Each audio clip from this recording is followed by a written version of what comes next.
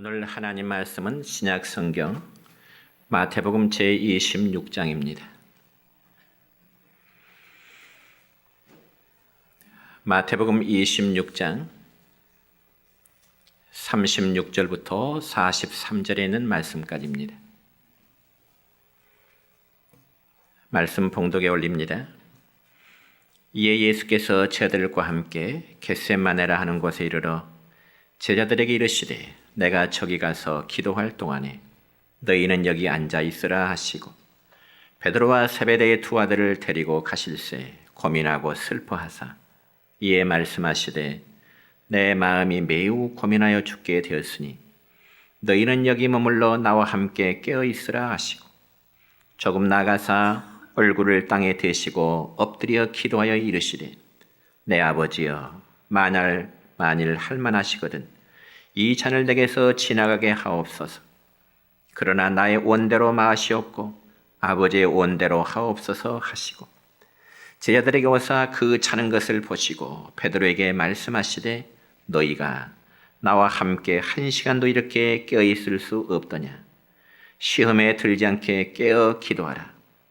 마음에는 원이로되 육신이 약하도다 하시고 다시 두 번째 나아가 기도하여 이르시되 내 아버지여 만일 내가 마시지 않고는 이 잔이 내게서 지나갈 수 없거든 아버지의 원대로 되기를 원하나이다 하시고 다시 오사 보신즉 그들이 자니 이는 그들의 눈이 피곤함일러라.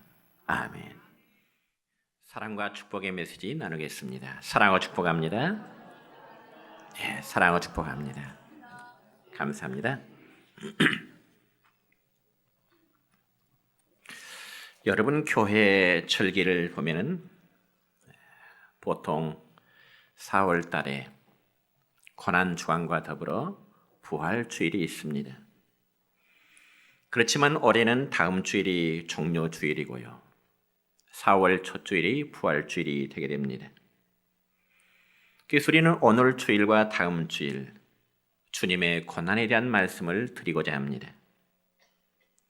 그러면 과연 주님의 고난은 언제부터 시작이 되었을까요? 바로 겟세마네 동산에서부터 주님의 고난은 시작되었다고 해도 과언이 아닐 것입니다. 그래서 오늘 본문 36절 첫 부분의 말씀을 보면 이런 말씀이 있습니다. 이에 예수께서 제자들과 함께 겟세마네라 하는 곳에 이르러. 여러분, 그러니까 예수님은 6월절 만찬을 마치신 후에 제자들과 함께 기도하시기를 원하셔서 그들을 데리시고 겟세마네 동산에 오르시게 된 것입니다. 여러분, 특별히 이스라엘의 수도인 이스라엘 예루살렘을 가보면은 구 예루살렘이 있고요. 또한 새로 개발된 신도시 예루살렘이 있는데 구 예루살렘 시내를 가보면은 아주 작은 지역입니다. 그리고 겟세마네라고도 하는 감람산에서 이 예루살렘을 바라보면은 옛날 예수님 당시에 허물어지고 남았던 곳에 다시금 복원된 성벽이 보존되어 있고요. 그 앞으로는 기드론 계곡이 있는 것이지요. 그래서 지금도 감람산에서는 예수님이 주기도문을 가르치셨던 주님의 주기도문 기념교회가 있고 또 승천하신 장소를 기념하는 예수님의 승천 기념교회가 있는가 하면 예루살렘 성을 바라보시면서 눈물을 흘리셨던 것을 기념하는 눈물교회가 있습니다. 그 외에도 오늘 본문과 연관된 겟세마네 교회라든지 스데반 순교를 기념하는 스데반 기념교회, 그리고 베네딕트 수도원들이 이곳에 있는 것입니다. 그래서 여러분, 감람산 하면 제일 인상적인 것이 이 감람산 기슭에 올리브 나무가 아주 많다고 하는 것입니다. 뿐만 아니라 옛날 이스라엘 사람들은 전통적으로 메시아가 오실 것을 기다리면서 예루살렘 동쪽, 그러니까 감람산 기슭에 공동묘지를 많이 만들어 놓았습니다. 그래서 그곳에는 수많은 돌무덤의 석관들이 땅 위에 돌출되게 진열되어 있는 것입니다. 왜냐하면 그것은 장차 주님께서 재림하실 때 무덤 속에 묻혀있는 자들이 다시금 부활하게 되리라고 하는 그러한 기다리는 이스라엘 사람들의 소망을 표현하기 때문에 그렇습니다. 그런데 여러분, 그 비탈긴 나무숲이 우거진 정원이 하나 있는데 그것에는 예수님이 기도하셨다고 전해지는 큰 바위가 지금도 보존되어지고 있습니다.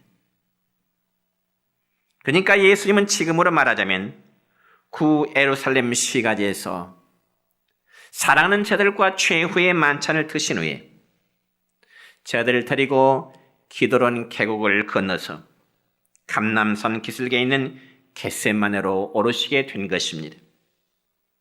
그러면 과연 주님은 그곳에서 어떤 모습으로 기도하셨을까요? 첫째는 주님의 기도입니다. 여러분, 오늘 본문 36절 하반절의 말씀 보면은 예수님께서는 제자들을 데리시고 겟세마네라 하는 곳에 오르시게 되었습니다. 그러면서 주님은 제자들에게 말씀하시기를 내가 저기 가서 기도할 동안에 너희는 여기 앉아 있으라. 그런 말씀하십니다. 그러니까 가룟 유다가 빠진 상태에서 11명의 제자 중에 일단 8명의 제자들을 먼저 떼어 놓으셨습니다. 그러나서 다시금 베드로와 야고보와 요한을 데리시고 좀 더 데리고 올라가면서 자리를 정해주면서 너희는 여기 머물러서 나와 함께 기도하라. 주님은 특별히 세 제자에게 함께 더 기도할 것을 말씀하십니다. 그러고 나서 본문 39절 첫 부분의 말씀 보면 예수님은 조금 나아가사 얼굴을 땅에 대시고 엎드려 기도하셨다고 기록되어 있습니다. 그런 반면에 누가복음 22장 41절 말씀 보니까 또 이렇게 기록됩니다. 시작. 그들을 떠나 돌 던질 만큼 가서 무릎을 꿇고 기도하여 아멘. 그러니까 예수님이 제자들을 떠나 조금 더 나아가사 얼굴을 땅에 대시고 엎드려서 기도하신 것이나 혹은 돌을 던질 만큼의 거리에서 무릎을 꿇고 기도하시다는 그 말씀의 의미는 둘 다 같은 것입니다. 그렇다면 여러분, 우리는 이 시간 예수님께서 잡히시기 전에 기도하시는 그 장면을 한번 상상해 보시기 바랍니다.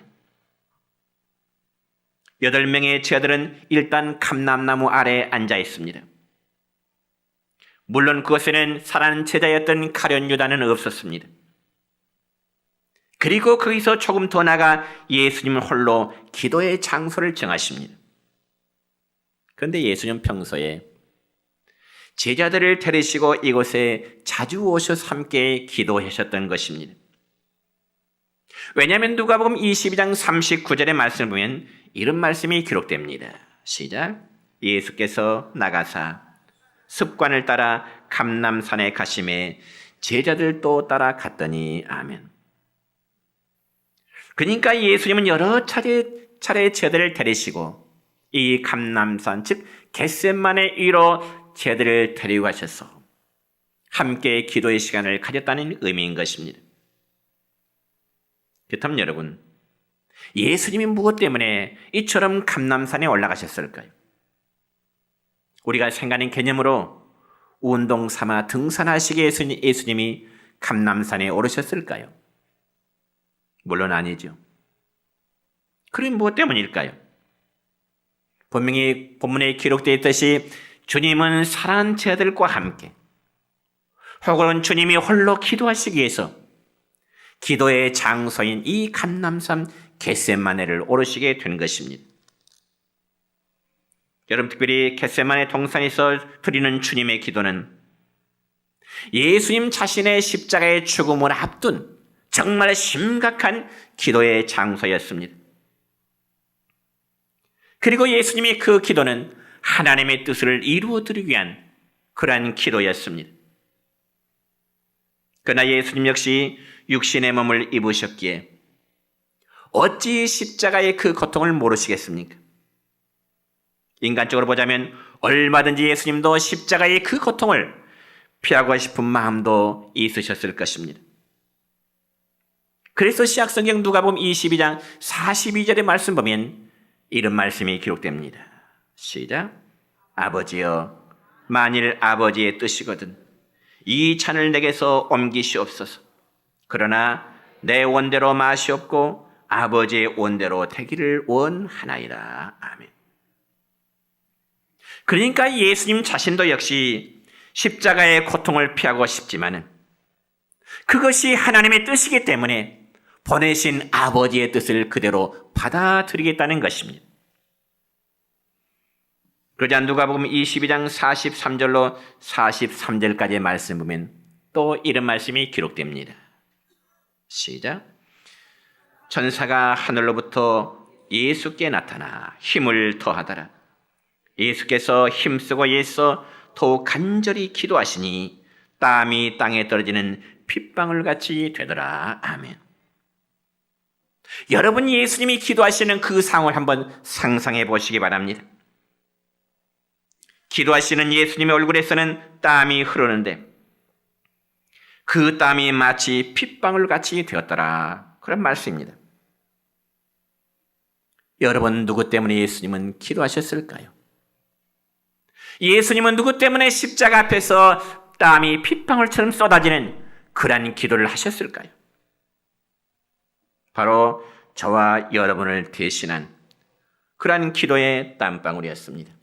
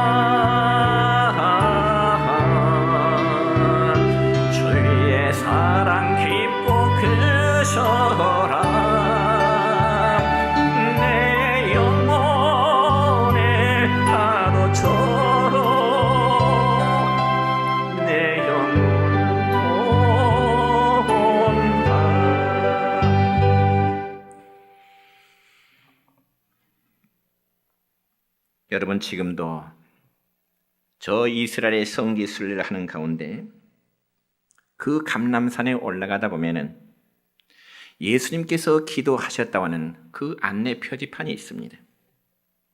그래서 그곳에는 예수님께서 무릎을 꿇고 기도했고 엎드려 얼굴을 땅에 떼고 기도했다는 그 안내문이 영어와 히브리어와 그리고 아람어로 기록되는 것을 실제로 본 적이 있습니다. 그러므로 이처럼 예수님이 무릎을 꿇고 얼굴을 땅에 대고 기도했다는 의미는 예수님의 겸손하심과 예수님의 순종하심의 자세를 표현하는 것입니다. 여러분, 오늘날 우리는 의자에 편히 앉아서 나름대로의 기도의 자세를 갖춥니다. 그러나 옛날 예배당의 모습은 어땠습니까? 옛날 예배당에는 마룻바닥이었습니다. 의자가 없었습니다. 그러니 당연히 예배당 안에 들어와서 기도하는 자세는 처음부터 무릎을 꿇는 기도의 자세였습니다. 여러분, 우리 모두가 다 경험했던 일이겠지만은 우리가 기도를 드릴 때 어떠한 자세를 갖추고 하느냐에 따라서 하는 건 참으로 중요합니다. 여러분, 우리가 흐트러진 자세로 아무렇게나 드리는 기도보다는 정말 공손한 자세, 겸손한 자세, 아니 거룩한 자세로 하나님께 기도하는 마음은 참으로 아름다운 것입니다. 그리고 예수님은 얼굴을 땅에 떼고 엎드려 기도하시면서 십자가의 고난의 잔이 자신에게서 떠나기를 하나님께 기도하게 된 것입니다. 그렇지만 그런 예수님의 마음도 자신의 원함이 아닌 아버지의 원대로 이루어지기를 원합니다. 이게 바로 주님의 기도였습니다. 사랑하는 성도 여러분이여, 이와 같이 성숙한 신앙인은 바로 이런 기도를 드려야 됩니다. 그럼에도 많은 그리스도인들이 하나님 앞에 기도할 때 자신의 욕망을 이루기 위해서 마치 하나님을 협박하면서 기도하는 그런 모습을 갖출 때가 있습니다. 마치 하나님에게 무엇을 맡겨놓고 그것을 되돌려받기 위해서 막무가내로 때를 쓰는 그러한 경우도 없지 않아 있다는 것입니다. 여러분, 우리는 다양한 제목으로 하나님 앞에 기도할 수 있습니다. 예를 들어 우리의 자녀들이 잘 되기를 하나님 앞에 기도할 수 있고요. 사업하시는 분이라면 사업이 잘 되기를 하나님 앞에 기도할 수 있습니다. 뿐만 아니라 건강이 좋지 않은 분들은 건강이 잘 되기를, 회복되기를 기도할 수 있습니다. 그러나 최종적인 결론은 나의 기도가 내 뜻대로 마옵시고 아버지의 원대로 하옵소서, 아버지의 기쁘신 뜻대로 이루어지게 하옵소서, 이렇게 기도해야 되는 것입니다. 그렇다면 성도 여러분, 여러분의 자신을 한번 점검해 보시기 바랍니다. 여러분은 과연 아버지의 원대로 하시옵소서 이렇게 기도하신가요? 아니면 아버지여 내 뜻대로 이루어지기를 원합니다 이렇게 기도하신가요? 아버지의 뜻을, 하나님의 뜻을 먼저 이루어지기를 간구하는 여러분 되시기를 축원합니다. 저는 가끔 이런 생각을 한번 해봅니다. 내가 과연 목사로서 목회를 하다가 어느 계기에 순교해야 될 자리에 도달했을 때 과연 내 자신이 주님을 위해서 순교할 수 있을까? 아니면 그 순간에 비겁하게 돌아서지는 아니할까?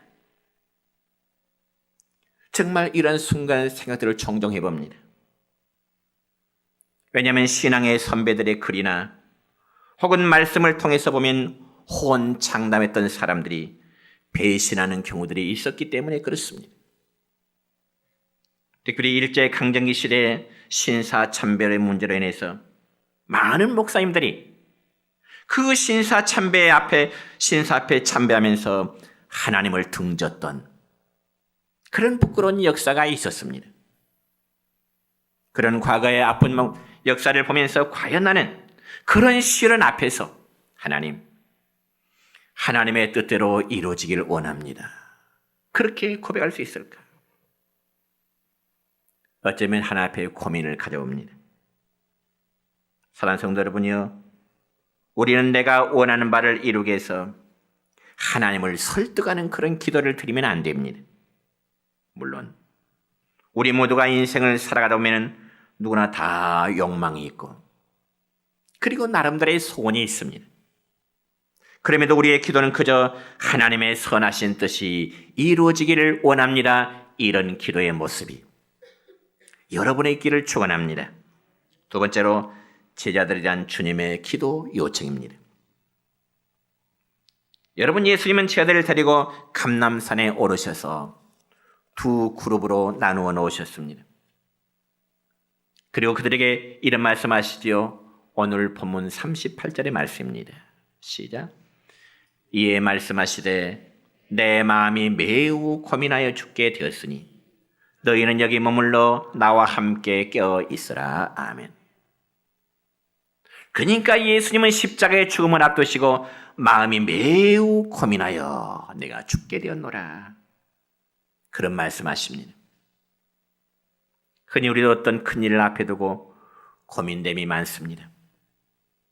그러나 그런 고민들이 건강이나 혹은 생명과 직결된 문제라면 더욱더 고민스러울 수밖에 없습니다. 그래서 예수님도 기도하시는 가운데 매우 고민하며 죽게 됐다는 표현은 육체적인 예수님의 고통만이 아니라 오히려 하나님의 저주를 받을 것과 버림을 받게 될 것 때문에 주님은 심히 고민하여 죽겠노라고 그렇게 말씀하십니다. 여러분, 제가 광주에서 목회할 때 예수님의 죽으심을 설교하면서 예수님은 하나님의 저주를 받아 십자가에 달리셨습니다. 이렇게 설교한 적이 있습니다.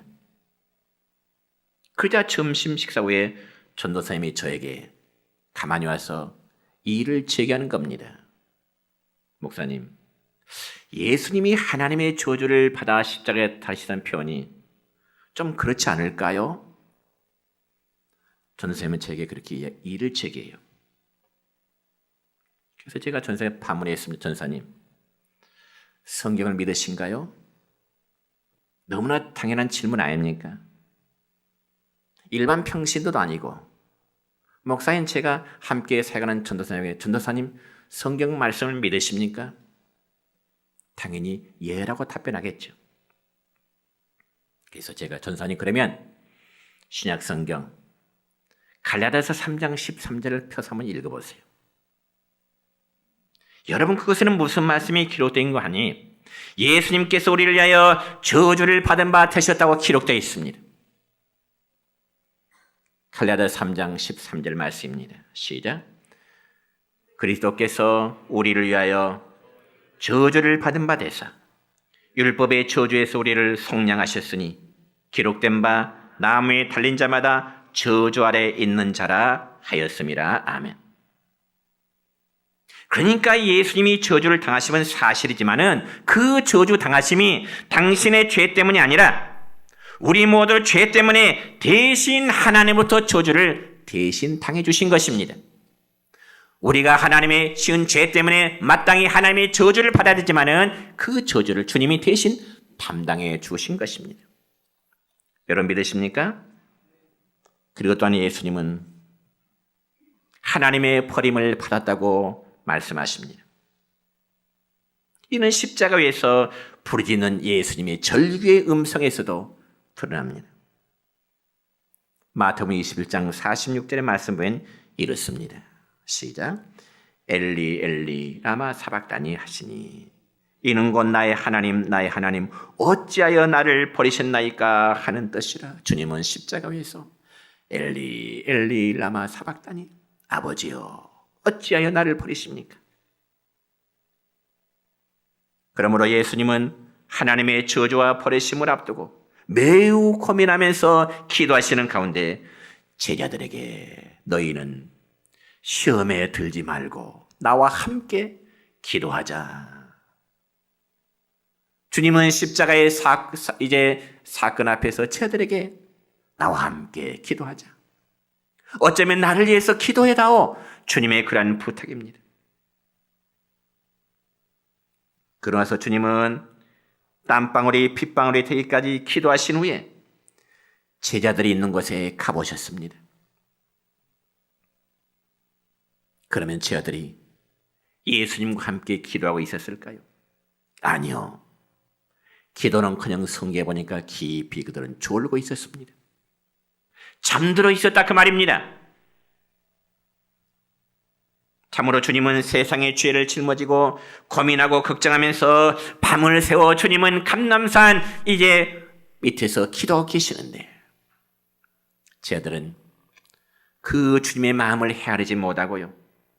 주님의 기도에 함께 동참하지를 못하고 있다 그 말입니다.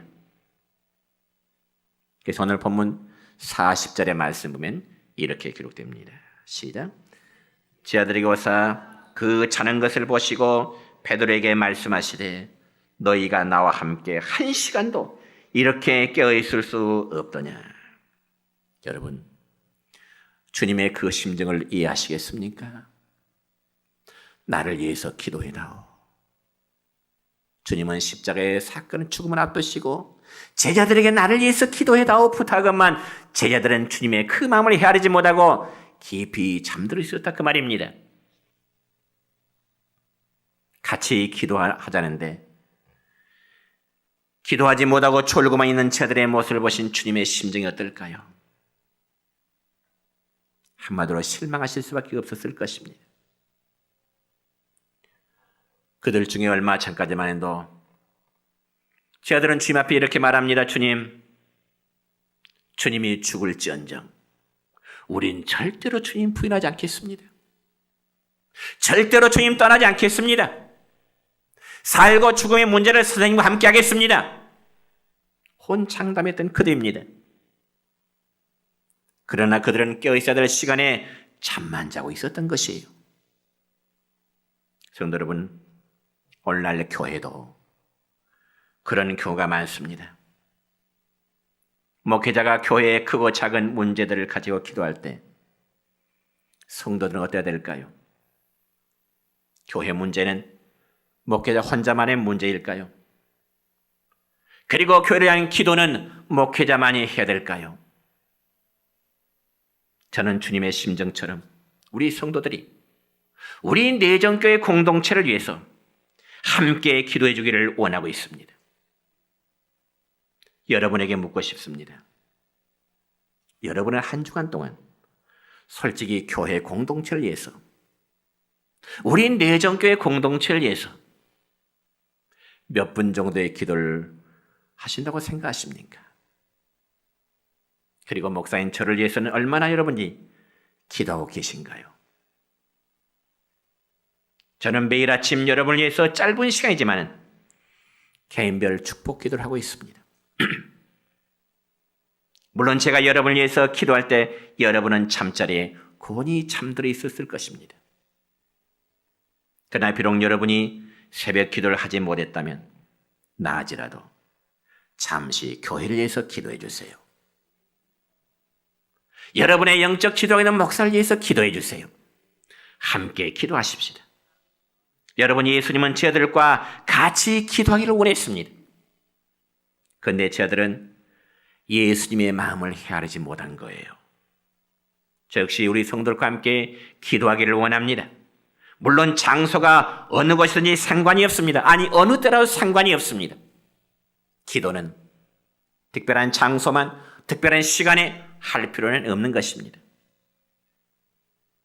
서로가 서로를 위해서 기도해주는 기도의 불길이 일어난다면 얼마나 아름다운 일이겠습니까?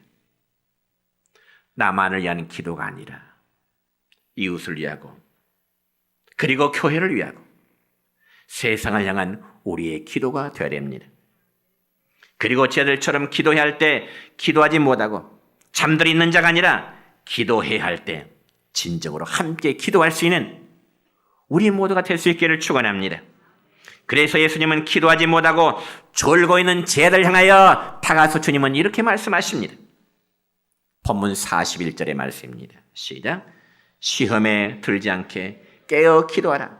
마음에는 온유되 육신이 약하도다. 시험에 들지 않도록 깨어서 기도해라. 여러분, 우리가 살다 보면은 우리의 신앙생활 속에 시험들 일들이 얼마나 많이 있습니까? 참으로 깨어서 기도하면 우리에게 찾아오는 시험을 능히 이길 수 있을 것인데 기도하지 못하고 영적으로 졸고 있으므로 우리는 시험에서 헤어나지 못하는 경우들이 많습니다. 그래서 예수님께서는 시험에 들지 않도록 깨어서 기도하도록 제자들에게 말씀하신 겁니다. 그러니 다시 한번 강조합니다. 깨어서 함께 기도하는 여러분 되시기를 축원합니다. 특별히 예수님의 수제자로 불리우는 베드로라는 사람, 항상 그는 실패를 연거푸한 만약한 사람입니다. 그렇지만 베드로 그의 말년에는 얼마나 많이 변했습니까? 여러분 마태, 마가, 누가, 요한 사복음서의 말씀을 보면은 이 베드로는 성숙하지 못하고 굉장히 충동적이고 굉장히 다혈적인 사람입니다.